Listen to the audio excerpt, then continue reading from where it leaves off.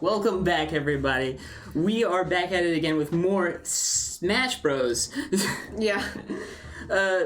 We did just lose against, what was it? Alma, one of the top GLEC Smash teams. So I would say we did pretty well, though. We managed to, get, to their last person on the first game. But we are back at it, going against Baldwin Wallace now. First off, let's talk about the lineup. So we still have our starters, Peyton, Mason, Zach. They are going to be discussing who they are going to be choosing to go up first, second, third, which can change very easily. We have not heard anything about it. We're going to be just learning about it at the same time you guys are. Yeah, it's going to be as much of a surprise as it is to you guys. And now for our sponsors, we are sponsored by HyperX. They give us keyboards, mice, headsets, and mouse pads. And if you want to check them out for any of that stuff, there's the link on the screen and the QR code. You just want to go give that a visit and all that. We are also sponsored by Over the Moon Pizza, who I believe it's every Tuesday. It's a Marietta Esports night, and they'll not only be having $1 pizzas and $1 drinks for students, but they will also have Mario Kart and Super Smash Brothers. Then, of course, there is the BSN store, where it's not quite up yet, not quite ready, but we're going to be having shirts, shorts, backpacks, jackets, hoodies, and jerseys if you want them. Great way to show your support. Alright, but, where is it? I think you need to go to games. I'm going to turn the camera back. Oh, okay. So, what are you expecting in this next match? Are you expecting us to go with? I'm not that big on Smash, obviously, but are you expecting us to go with the same characters as we went as in the last match, or are you expecting us to mix it up a little bit? I expect Mason and Zach to choose the same characters. Mason is a Joker main through and through, though he has mained Bowser in the past. The person I think most likely to change up her characters is Peyton, because Peyton not only knows how to play Corrin, but if I remember correctly, Corrin was a DLC character, so Peyton had mains before then. So what are some things that you think that they should look out, something that they can improve on from the last match? So definitely, I think that over-reliance on counters was a big thing, the down Bs. That leaves you wide open for attacks once the counter window is done, and it looks like they're getting into the battle. But as well as the fact, blocking and parrying is a lot harder, but they were able to manage it in some things. And similarly to while a computer can play certain combos and they go through different things, humans more likely have patterns. So if they can maybe waste a minute or a minute and a half learning what the opponent wants to do, they might be able to capitalize on that. Yeah, playing to their character's strengths may be a little bit of a thing that they need to work on with this next match, because it appeared that they weren't really all playing to their character's strengths, and they were getting countered really easily because of that, and because of that they were losing a lot of stuff. Yeah, some of the things that I've noticed, while Mason, particularly with his Joker, has not used the neutral special, which I know was a big meme in the Smash Brothers community when Joker was first announced, because it was a straight-up gun. We're just waiting on them to get the arena set up. Still got a minute. Yeah.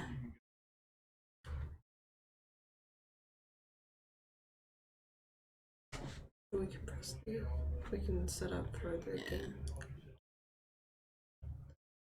Look, it sounds like outside, Derek's running through with our team, and they've taken a 5 minute break between playing their matches to keep themselves warmed up and like cooling down with meditation. Yeah, meditation, the key to success, apparently.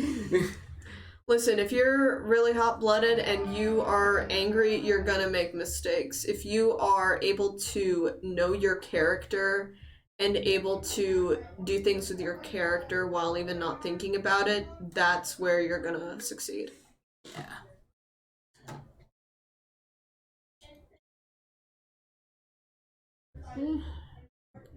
Does not look like we're setting up anytime soon. May have started this a little bit too early, but that's okay. We're just gonna go with it. A little inexperienced when it comes to streaming. I will say,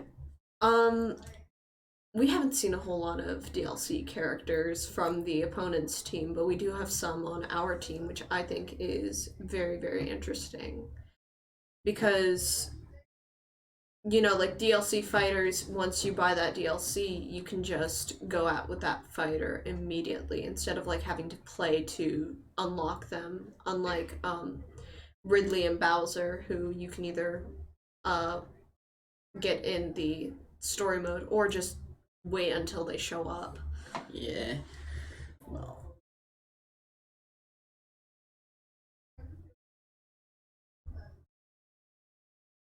Yeah, definitely started this a little bit early. Is there anything else that we can talk about on here? We have the schedule. Yep. We'll pull that up. The rest of the schedule for, I think it was today. No, he doesn't have it set up, but that's okay. Turn the camera back on. But yeah, later today we do have the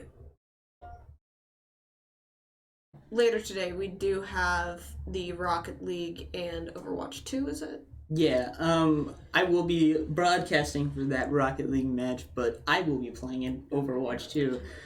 I'm excited for that. It's my first match in almost 2 years now. Oh, wow. Yeah.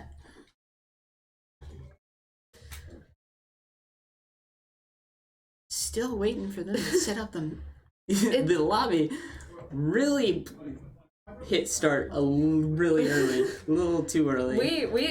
We chose it on time. They're the ones who are late. We're supposed to start this at 11. We're supposed to have started the match at 11:15. Yeah. Oh, looks like I will answer that.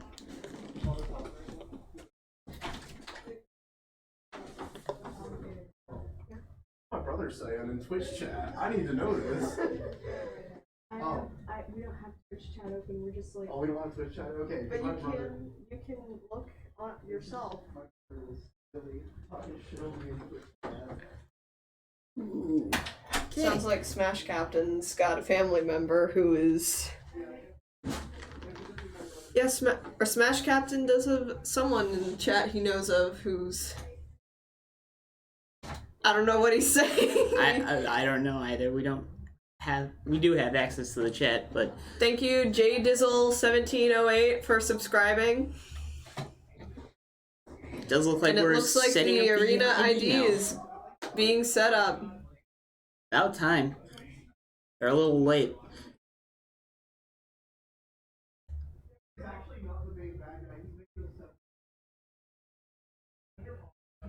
They just set theirs up as B. That's interesting.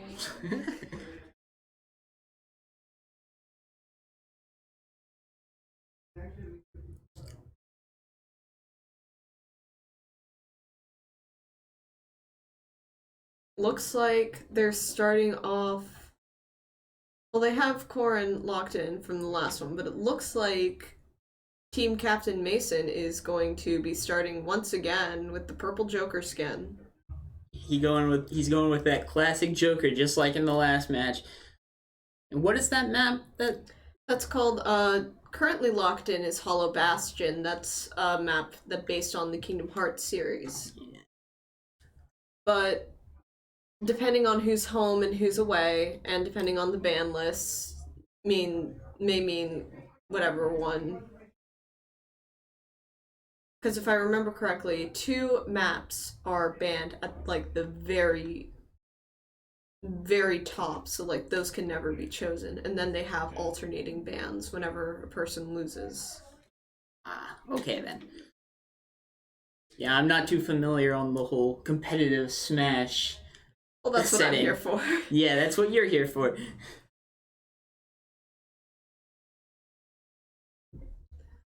Looks like they're also waiting on and the hand is anything to go by. Do we have the Smash Bros up on here yet?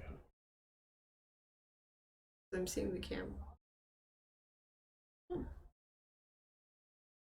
We're still waiting for them to choose, and it looks like they are going with another hype song for themselves, choosing a song out of the Persona series. Once again, a Persona series is very popular when it comes to music, apparently. Once again, Rivers in the Desert. Or they keep going to the music.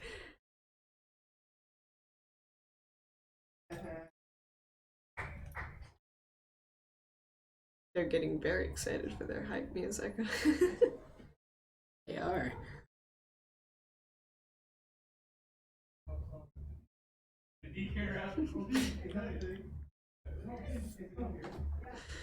And once again, choosing music. Looks like they're finding something from the Donkey Kong series. Apparently the DK rap is in Super Smash Bros. Ultimate. So... You can hear it in the other room. yeah, we can. That's how loud it is.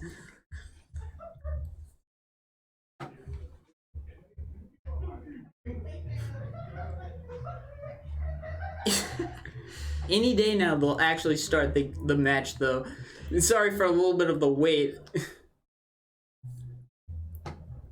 B still seems to be trying to scout out who they want to pick for the first player as well as the map. Or who knows, maybe they're choosing their hype music too. Maybe.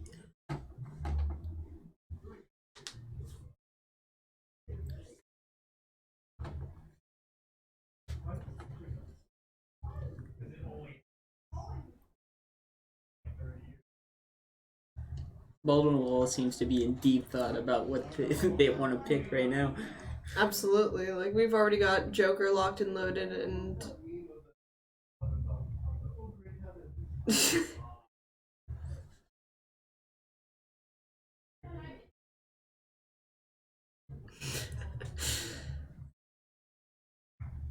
the most that our Smash team is just talking about, they're not talking about strategies, they're talking about DK memes, which, valid, to be honest. Yeah. It does look like Baldwin Wallace is ready to go. Yeah, meaning that looks like the map that they are going with is Town and City.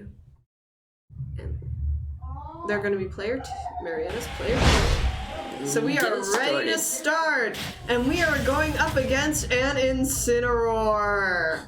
Okay, so Incineroar, very similar moves to Donkey Kong, as well as extra fire attacks.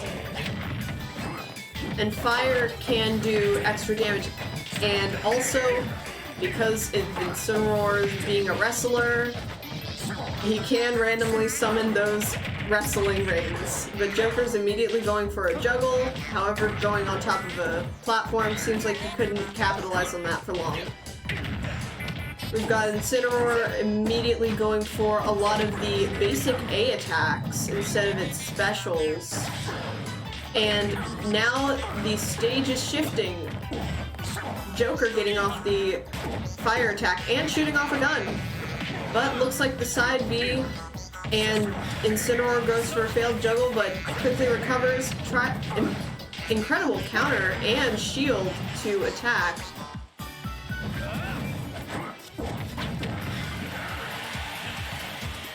able to just throw Joker up. And Arsene is now gone. A little bit of a lag spike, but Sounds like someone fell off the stage. it does. But we're still dealing with the lag spike. Okay, looks like Marietta has lost a stock. It does. That is the wrong side. Incineroar using its recovery and back aerial actually. And quickly like dodging out of the way. And there's the move, very similar to Donkey Kong's. There's the side B. But it looks like Joker did not get that successful launch. Incineroar, despite the fact that some people say that it doesn't have good recovery, seems to be used incredibly well and launching Joker off the stage twice, despite the high percentage. The lag spike. It does seem like Incineroar seems to be more of a heavy base character with powerful attacks. Oh, absolutely, yeah. But it does look like Marietta was able to take a stock off of him. And there's the fire from Arsene. There's the simple jab, but the spike does not launch. The secondary spike does. Still, Mason was able to get one stock off of the Incineroar. It does look like Baldwin Wallace was able to take that first fight. Yep. But now this will be the... I'm sorry, I'm distracted because the DK rap in the ear. The next fighter up is going to be Peyton with her Corrin, and they will be choosing, due to Marietta losing, Marietta will be allowed to choose after the bands that Baldwin chooses.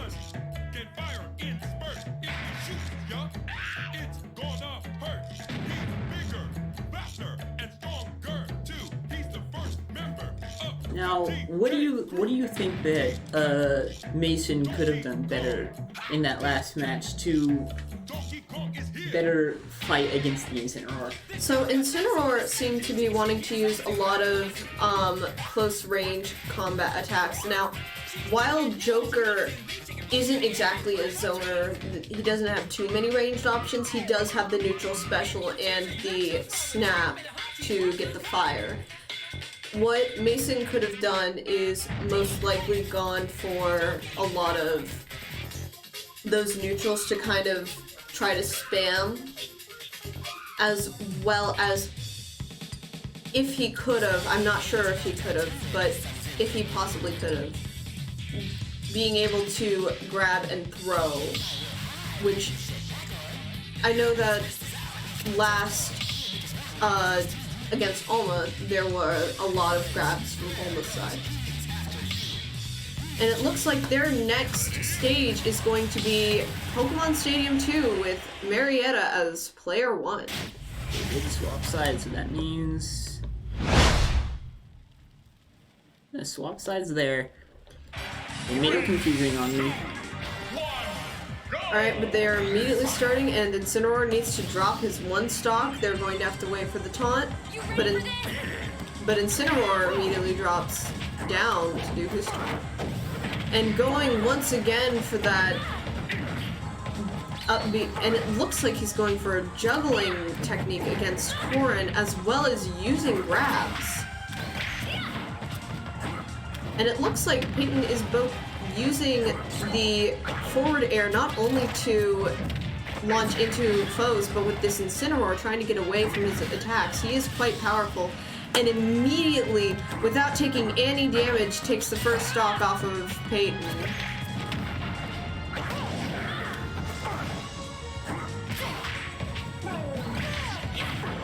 manage to interrupt an attack. Looks like they're both... Peyton's trying to get off the...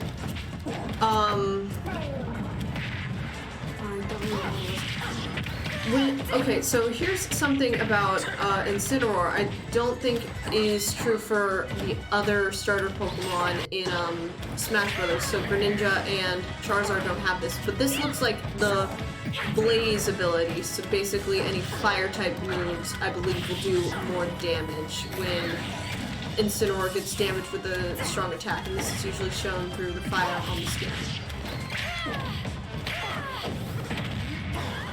But once again, Peyton gets launched. And the malicious... But gets the stock off. Oh, the paralysis. However, unfortunately, that has to deal with however large the... Oh... Excellent edge guarding from Incineroar. Like, this is the first time we're seeing it. But the up B that Peyton had, as well as that counter, was able to get her back onto the stage. The up attack versus the down air. So those are some really fun times. Some characters can pierce through their down airs, while other characters can pierce up smashes. So it's very interesting to see who will get the priority on that, and it looks like Corrins is able to easily spear through.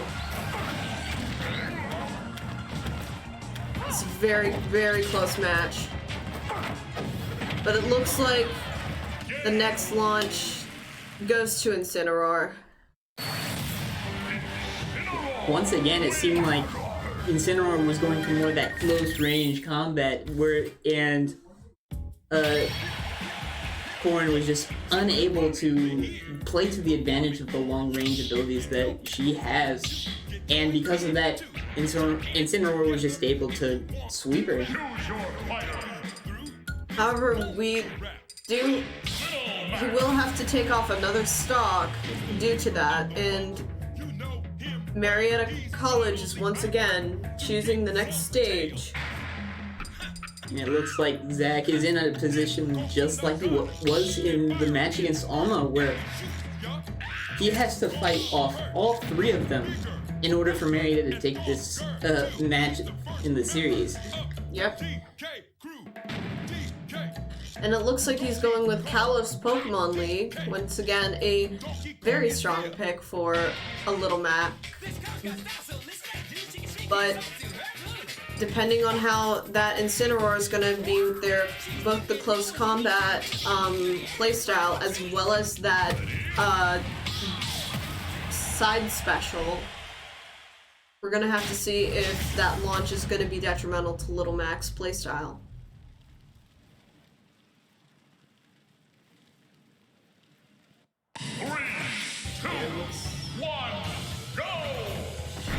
So there goes Incineroar, dropping its 2 stocks.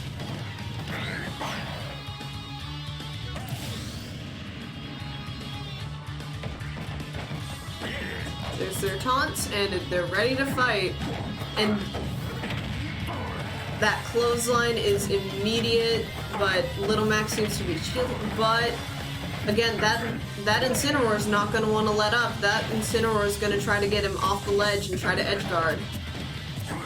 And unfortunately, Little Mac does not have the same range that Incineroar does. Incineroar is, if you know how to play him well, he can be very well done. But Zach's got his KO punch set up. Will he be able to get it off? And he hits the KO punch! Oh my god. Just like old times, huh? That was really big coming from Zach right there. Clutching up again. And he didn't lose a single stock in that.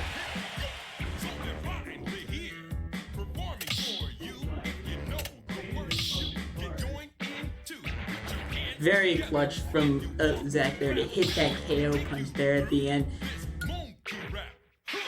Really, at this point, he doesn't have a whole lot to lose, it seems. Nope. But it sounds like Baldwin is choosing their band, and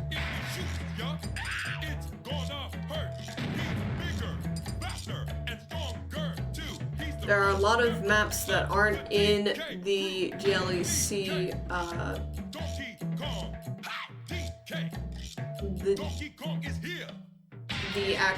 the competitions. So the one they're hovering over currently, Jungle Japes, is actually not one that we will be seeing at all, but Pokemon Stadium base one could be. Smashville is a viable map. That one actually doesn't have the same change as Town and City and is built very similarly to Final Destination. So if that's that or Final Destination are prime candidates for Little Mac to play in. But it looks like they're going a Pokemon Stadium too. And they're playing a Sephiroth. Sephiroth. So, what's Sephiroth's biggest weaknesses, advantages? Sephiroth has a very slow but long range when it comes to his sword, and he's a good mixed attacker with a zone. That move right there, so that puts your opponent on a timer. If they can't time the explosions correctly, they have to... And that projectile can be interrupted and it can't be charged unlike other projectiles. It looks like they're trying to bait out the Little Mac, and Zach had to take the fall. It looks like Sephiroth is immediately just trying to push Little Mac off the stage, not even trying any fancy juggling, but just trying to get him off and away so that way he can't recover. But the forward aerial into attacking, and he's got the KO punch charged up, but he doesn't get down on the ground in time. That leaves Zach with one stock left, so he's got one stock and he's got to take down two people. Yep, but it looks like, oh, false alarm. He waited until the last minute for his recovery to take place, and he's dealing with a lot of the shields, and Sephiroth keeps using his neutral beat, and it looks like Zach was trying to bait out that landing, but unfortunately Sephiroth's side, ooh, It does not look like he's going to survive that, and it looks like Baldwin Wallace is going to take this win on this map, catching the series.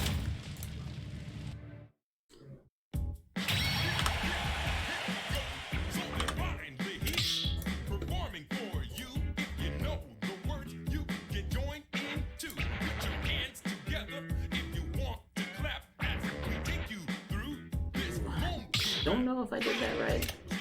you did. It's just, no. It's not Okay. a bit learning our stream deck. We don't have our head coach with us, so I'm kind of just going with it. so everyone's going back to figure out what's gonna be the next lead, who's gonna be fighting next, and it looks like we are going with Peyton's Corin starting us off. I do wonder if they're gonna go with their Incineroar again. That could be a viable option for them, but it seems like Marietta is going to stick with the characters that they've been playing with. I mean, if you know them, then I guess stick with them, but wouldn't it be smarter to mix it up a little bit? So sometimes you could do that, but having, if you're an expert in one character and you're able to know like all their viable options, it is much easier. And if you learn different characters, it can be a lot more difficult because, you know, it's a fighting game. So it's like if you're maining Chun-Li in competitive Street Fighter, you don't want to go with Ryu, even if you know like some of the combinations with Ryu. You don't know him as well as you do know Chun-Li. And the only characters I could see being viable options to being like switches that aren't echo fighters would most likely be the sword fighters. And we don't have a whole lot of characters. While Corrin does fight with the sword, Corrin has a lot more unique specials and counters that are longer. We do have another person on the team who plays Roy, who could arguably probably play Crom and Ike and Lucina. Or myself, I play Sora, and I could possibly play Robin. But as it stands, characters they're shifting around. Looks like they are going to try to... Fantastic.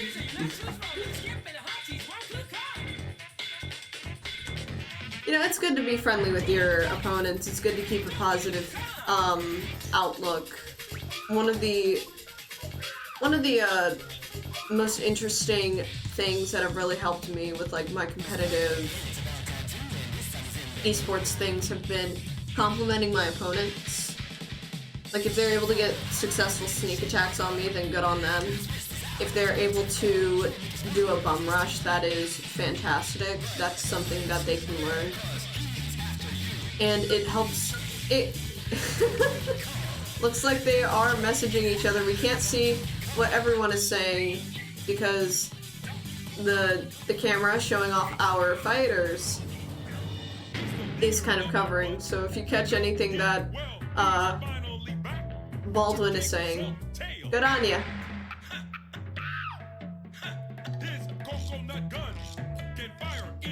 Waiting to get set up for this next match in the series.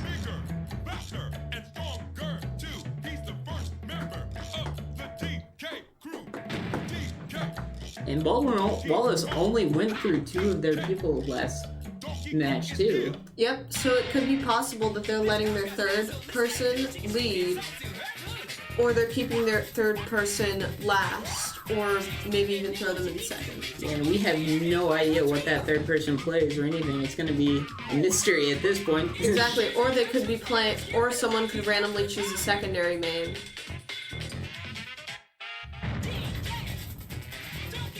Like if the, I don't know, for example, like if the Incineroar mained Lucario or Greninja, you could possibly see that because they want to have, we're going to see Incineroar leading again.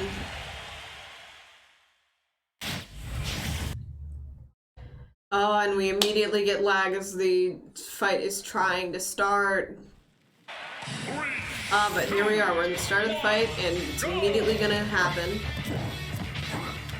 Corrin's immediately going for a shield, but it looks like Incineroar is going to be unrelenting with trying to attack. Corrin's playing a lot more defensively, but Incineroar is pretty quick and it's going to try to catch it. But that down air, oh, but because the down air sent Incineroar down, the projectile did not hit. Oh, looks like Blaze activates with the counter. Okay, that's an interesting... I was not aware of that gimmick. Oh, but there's the paralysis, and it looks like Corrin's trying for that edge guard, but did not get it, and the... I'm not sure what the recovery for Incineroar is called. I feel like it's got a special name, and I should be calling it that. Looks like there's a launch, but... trying to get away from that Incineroar using that forward air. That's a good technique. I'm not sure if Incineroar naturally has that showboatiness or if the player immediately went to taunt.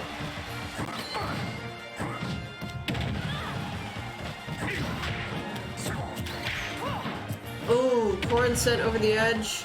Can she recover? Yes, she does!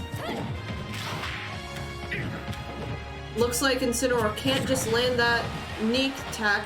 They are both over 100. Ooh. Another stock goes down for Marietta. But it looks like that down throw is going to be able to let Peyton juggle if she could just hit that up smash. Once again, launching herself away. And getting that down air but she needs one good smash attack in order to get one stock off of that Incineroar. It's high enough percentage, but I'm not sure. There she goes. She gets a screen smash. And now that Incineroar should be easier for the rest of the team to deal with if Peyton loses, though I would not be surprised if she can manage to get enough points, enough percentage off. Excellent counter to the up, and it looks like she was trying to juggle but just missed it. And once again, Incineroar just getting up the close quarters and hitting right after that combo.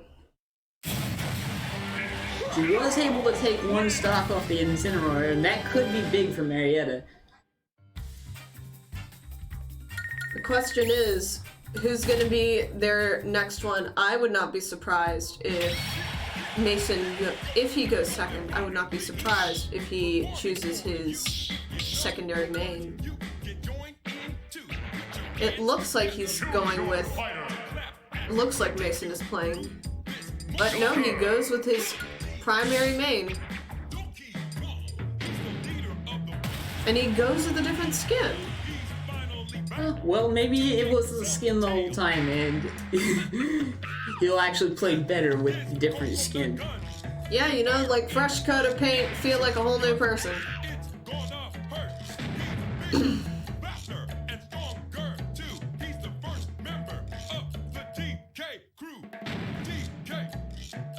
Boom shaka. Got a new follower.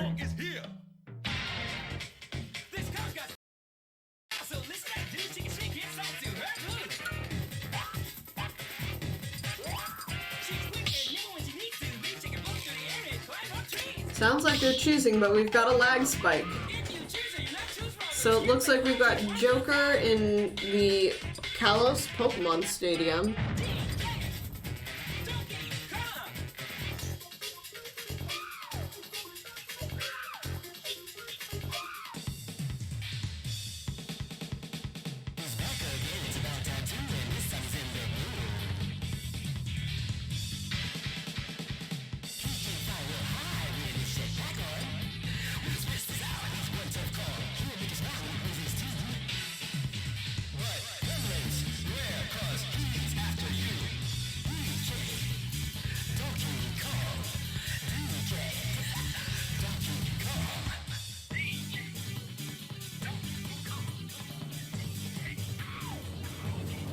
A lot of downtime while we're waiting. You know him well. He's finally back to kick some tail.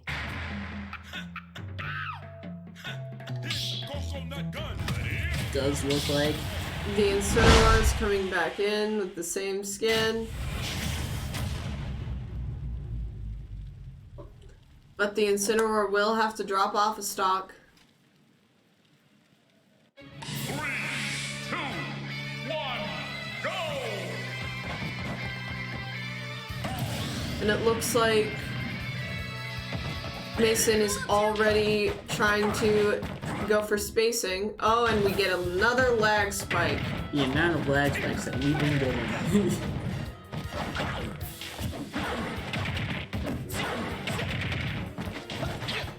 Good. I'm hearing about a lot of stuff. I'm not seeing it. Oh, but it looks like Joker is getting off great damage against Incineroar, just absolutely trying to not let up and not getting caught, though he did get a few and got more damage off. Oh, but he went for a grab and immediately juggled off, capitalizing on the fact that the recovery does not give Incineroar invincibility frames when you don't land gripping. Oh, but there's the clothesline. But Arsene is out. Oh, extra. And he goes for the off the ledge, but Incineroar is just. Oh boy. There's the up throw from Incineroar, but it looks like Is there recovery for Incineroar? There is, and Arsene has just left, but he goes for the spike off the ledge and gets it. He needs to avoid getting hit as much as he can by Incineroar. Very heavy attacker versus Joker, who is very light. So again, light characters can be knocked off easily. Looks like there was a near edge guard, but just not there. Back throw. But yet, and even still, Joker, with his grappling hook, manages to recover. His meter is nearly full for his persona. If he can just get off like any damage, if he can take any damage, and then there's Arsene coming back in to do some extra walloping damage and try to juggle, successfully juggling Incineroar until Incineroar goes for his recovery and going for the off spike, winning with all his stocks. Don't forget this feeling. That was very big for Marietta. Very, very big for Marietta. For Mason to take down the Incineroar with all of his stocks still left intact. And if we win this match, we go to the third game. But that means we do have to stay with Mason and his Joker while Baldwin Wallace tries to go for a different character. We don't know if they're going to try to go for one of Joker's counters. I mean, based on the performance we just saw, I don't think that's going to be much of an issue there for Marietta.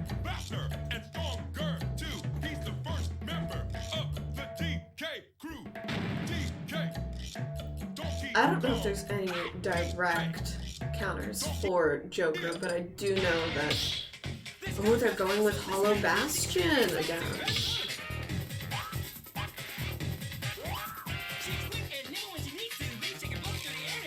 Marietta is locked in, ready to go. They're fighting a Sora, so this is my main, and this is going to be very conflicting for me. 3, 2, 1, go! So immediately, the Sora's trying to go for the typical thing that you want to go for with the Sora is trying to go for an immediate aerial and trying to go for a throw. The Thunder move is usually used for edge guarding, and this freeze move that is now in Sora's base is going to be trying to use to break shields. And Mason, he is very well aware of Sora's moveset as I've had to play it, so we're gonna have to see.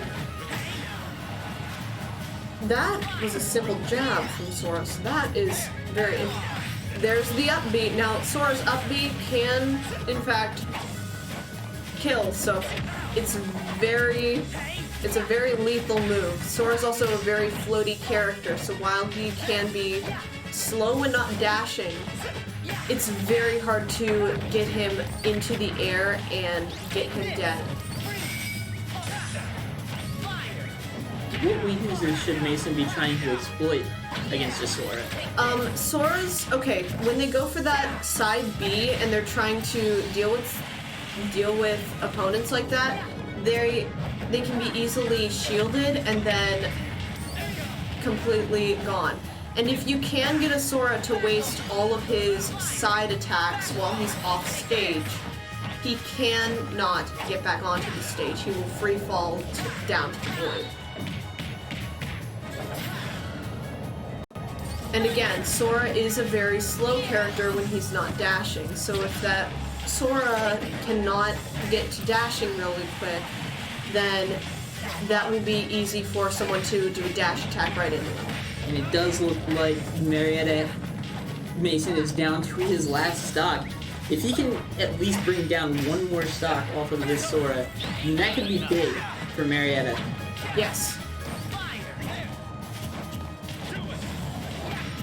It would be in the best interest to get it all the way down the stocks, though, as this Sora can play as a zoner because of the fire But unfortunately, with that up smash can kill. That is something. When playing against Soras, you do not want to be above them. You want to be the one juggling them. And we are dealing with the leg spike. Now, with the way Sora plays, it seems like he's like really strong in the air. So would Zach want to try to steer away from using Little Mac? He would, but I don't know if he has a secondary main outside of Little Mac. He has been able to take me down with my own Sora, but I'm still a beginner. But it looks like he's looking around for another character. But he's going with the tried and true Little Mac.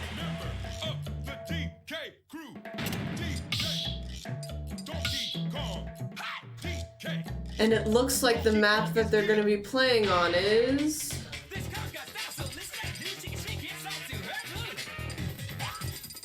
It would be good to not have them on platforms, but if Final Destination has been eliminated, then... Well, banned, then...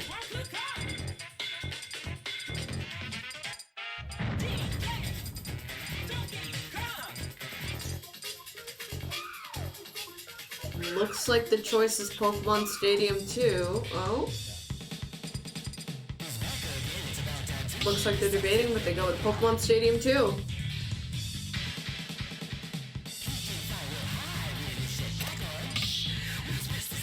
This is a really tough matchup for our Little Mac.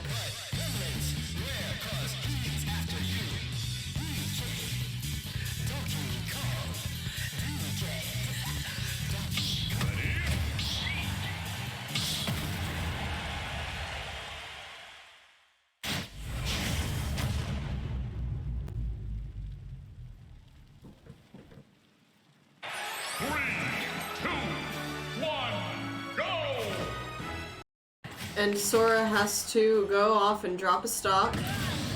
Seemed like he had nearly forgotten. Now they're gonna have to taunt.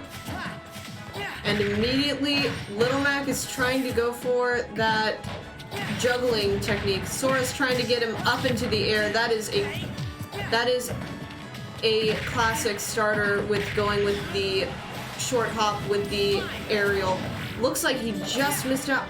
Oh, but the spot dodging with the thunder was incredible by Little Mac, and it looks like he's got his KO punch, so let's see if he can get that off. Oh, but he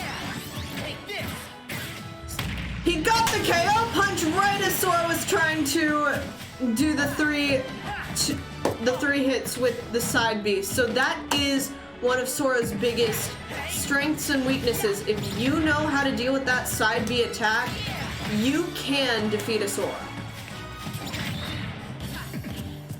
And it looks like he's got a fully charged smash that Sora just waited out, and he immediately went into his up smash trying to get, but he didn't get the thunder off correctly. Or maybe he's trying to store up to get the blizzard, but he failed with that. Fire, good zoning, but he was only going for one, and he got the meteor smash though. But we still have our Little Mac with heavy hits and more stocks. But the Sora is just not relenting. It looks like this Sora has now gotten really serious now that he's on his last stock, and he's baiting out, trying to go for the up B and blocking. Oh, but he got the shield break, and can he get the KO punch? He does! Crazy plays.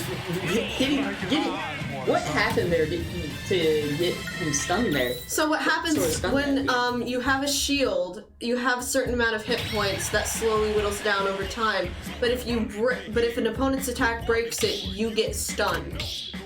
And that was just a free KO punch in there at the end. Then. Yeah.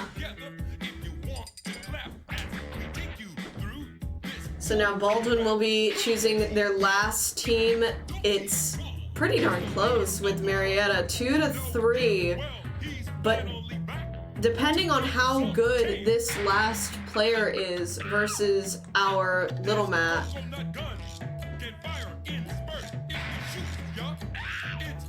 he is down to 2 stocks, so it might be a little challenging. So he might have to play a little bit more defensive.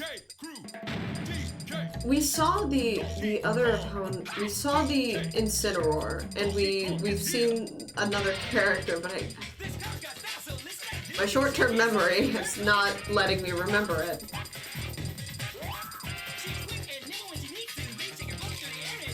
And it sounds like they're still waiting for the losing team to choose.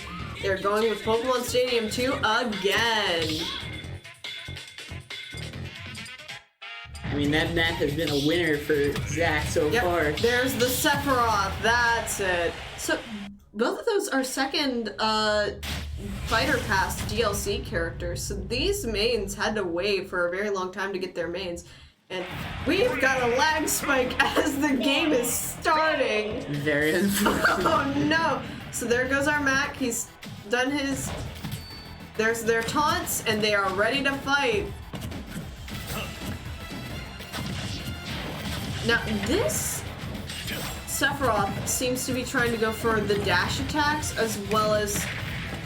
Once again, because these two have fought in the past, it looks like Sephiroth was trying to go for something different, but has now gone with the same thing. If Little Matt can just land this KO punch, that will be an automatic KO though, but he just misses it, and Sephiroth throws out that explosion to edge guard. And it does take a stock away from Marietta. Now Marietta is on its last leg here. Having to take down 3 stock from this last player on Baldwin Wallace. And Sephiroth's counter, you saw, it's more unique, but he does get a stock off of Sephiroth. But Sephiroth's counter, as we saw earlier, has a little bit of delay where it creates a block and a person can move from it, but it does cause a little explosion. Another KO punch, can he land it? But Sephiroth seems to be trying to bait it out, trying to make sure that he can't get it. And he just spot dodges way out of it.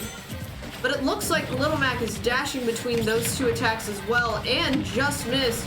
And it seems like he's starting to juggle the Sephiroth, which is a very surprising move from a Little Mac.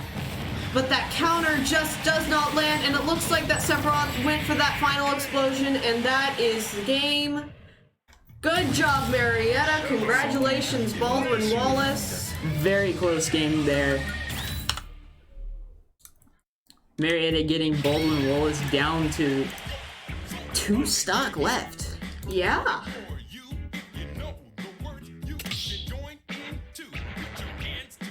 And that is the game. The series, even. That is the series. So, what do you think that Marietta did well with there? I think some of the best things that they did well with is the spot dodging, which is when there are like certain gaps in certain attacks where you can dash behind your opponent, or you can completely you can dash behind your opponent, or you can move through the attack where the hitbox isn't.